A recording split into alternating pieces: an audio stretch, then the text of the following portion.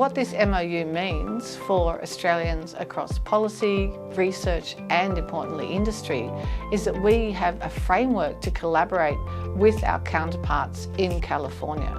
And of course, California is known to be world leading across all three of these domains. Think Silicon Valley for technology development and industry. Think Berkeley and Stanford for research. And in terms of policy, the Californian policymakers literally have an effect named after them in the academic literature. That is the California effect, whereby policies and standards developed in California tend to spread across to the other states of the United States and indeed across the whole world.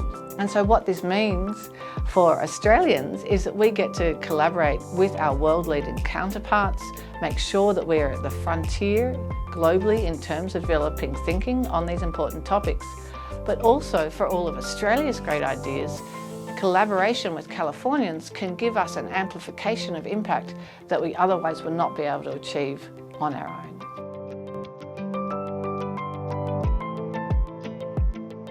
So these international green economy collaborations tend to be between two or a few governments from different countries.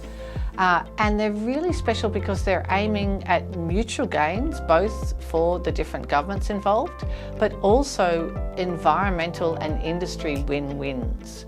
And this is really a significant change from particularly the last 30 years of international economic collaboration, where we saw multilateral approaches for one thing, but we also saw governments with a willingness and an appetite to make trade-offs, for there to be winners and losers across different sectors, and indeed often in terms of international trade there was perception that the environment was one of the losers that governments were willing to put on the table.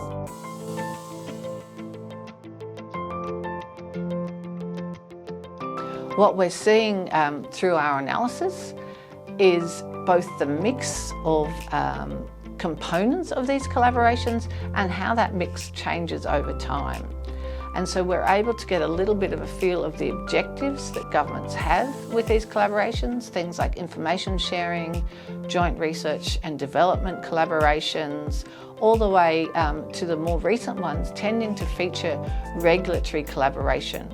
And this, we think, is a shift from the R&D phase of clean technologies up to the scale-up and implementation phase that we really need to see in order to keep any form of reasonable climate goal as a possibility.